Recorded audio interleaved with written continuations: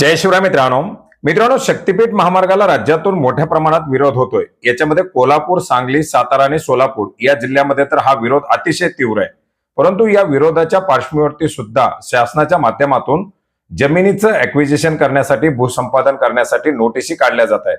यापूर्वी सुद्धा आपण पाहिलं होतं की यवतमाळ जिल्ह्यातील नोटीस काढण्यात आल्या होत्या, त्याबद्दल आपण एक अपडेट घेतलं होतं।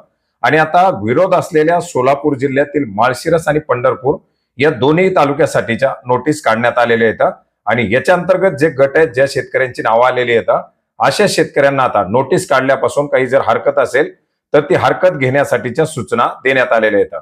याच्यामध्ये आपण पाहू शकता ही माळशिरस तालुक्यासाठीची नोटीस आहे, जी 22 तारखेला काढण्यात आलेली आहे। आणि दुसरी एक नोटीस काढण्यात आलेली आहे पंढरपूर तालुक्यासाठीची, ती 25 जूनला या ठिकाणी प्रकाशित करण्यात आलेली आहे। याच्यामध्ये आपण पाहू शकता माळशिरस तालुक्यामधील नेवरे, जांभूळ, विठ्ठलवाडी, माळखांबी, बोंडले, उघडेवाडी, वेळापूर, निमगाव, चंदापुरी, तारंगफळ, मगरवाडी, गारवड आणि हे जे काही गाव आहेत, या गावासाठीच्या ह्या नोटीस आहेत।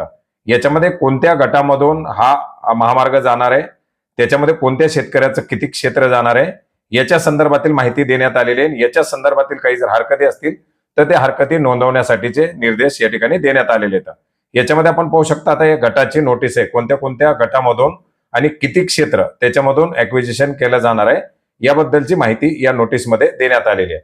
आणि अशाच प्रकारे पंढरपूर मधून सुद्धा, पंढरपूर मधल्या ज्या गावातून करकंब असेल किंवा इतर जी नेमतवाडी वगैरे गाव असतील, पेय असेल, नांदोरे असेल, या गावाच्या ज्या गटामधून आणि त्याच्यातील किती क्षेत्रामधून हा महामार्ग जाणार आहे, किती संपादन केलं जाणार आहे याच्याबद्दलची त्याच्यामध्ये माहिती देऊन ही नोटीस काढण्यात आलेली आहे। आणि या नोटिसीमध्ये जे काही गट असतील त्या गटाचे जे शेतकरी वैतीधारक असतील त्या शेतकऱ्यांना जर आपल्या काही हरकती असतील तर त्या हरकती मांडण्यासाठी या ठिकाणी निर्देश देण्यात आलेले आहेत। यापूर्वी सुद्धा आपण पाहिलेले की वर्ध्यापासून ते बांद्यापर्यंत ज्या ज्या गावामधून हा महामार्ग जाणार आहे त्याची यादी प्रकाशित करण्यात आलेली आहे।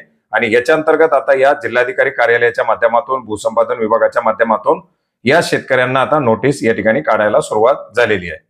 धन्यवाद।